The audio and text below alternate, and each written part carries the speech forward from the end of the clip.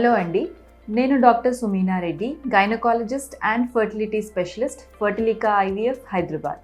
ఇవాళ మనం ఐవీఎఫ్ పద్ధతిలో ఎంబ్రియో ట్రాన్స్ఫర్ అయిన తర్వాత మనకు ట్రీట్మెంట్ సక్సెస్ అయ్యిందా లేదా అని తెలియడానికి 2 వారాల టైం పడుతుందని తెలుసు. ఈ 2 వారాల టైం ఎట్లా గడపాలి అనే దాని గురించి మాట్లాడుకుందాం. ఈ 2 వీక్స్ టైం ఫ్రేమ్ అనేది ప్రతి జంటకు చాలా యాంగ్జైటీని కలిగించే టైం పీరియడ్. ఈ టైంలో అసలు ఎలా ఉండాలి, ఏమి తినాలి, ఎలా పడుకోవాలి, చిన్న సిమ్టమ్స్, పొట్టలో చిన్న నొప్పి వచ్చినా లేదా చిన్న స్పాటింగ్ అయినా చాలా ఆందోళనకు గురి చేస్తూ ఉంటుంది. ఈ టైం ఫ్రేమ్ని మనం ఎట్లా స్మూత్గా నావిగేట్ చేయాలి అనే దాని గురించి మాట్లాడుకుందాం. ఫస్ట్ మనం ఏం చేయకూడదో దాని గురించి మాట్లాడుకుందాం. Not to do things. First thing, do not Google. ఈ 2 వీక్స్లో డాక్టర్ గూగుల్ ఇచ్చే ఫ్రీ ఇన్ఫర్మేషన్తో ఎక్కువ యాంగ్జైటీని పెంచుకోవద్దు. మీకు ఎటువంటి డౌట్ ఉన్నా లేదా ఎటువంటి ఇబ్బంది ఉన్నా మీ ట్రీటింగ్ డాక్టర్ని డైరెక్ట్గా కన్సల్ట్ చేసి కరెక్ట్ అడ్వైజ్ని పొందండి.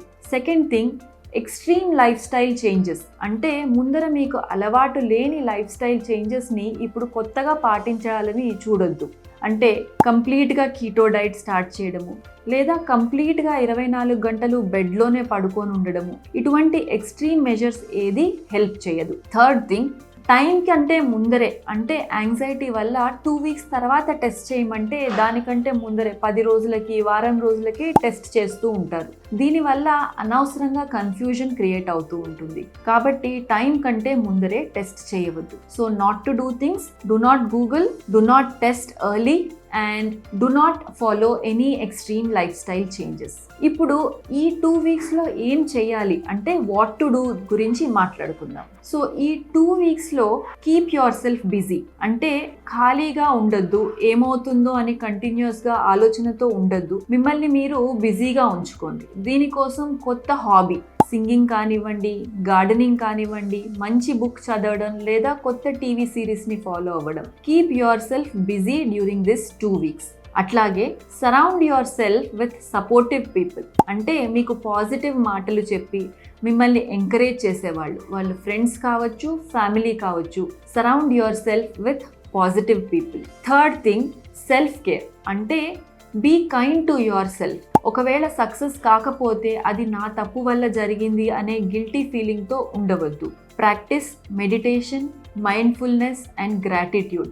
అంటే ఒక పాజిటివ్ ఫీలింగ్తో ఉండడం చాలా important. Finally, fourth step and most important step, prepare your self for the result. అంటే మీ రిజల్ట్ పాజిటివ్ కానివ్వండి, నెగటివ్ కానివ్వండి, నెక్స్ట్ స్టెప్ ఏం చేయాలి అనే ఒక ప్లాన్ ఈ 2 వీక్స్లో చాక్అవుట్ చేసుకోండి. పాజిటివ్ అయితే అందరూ హ్యాపీగానే ఉంటారు.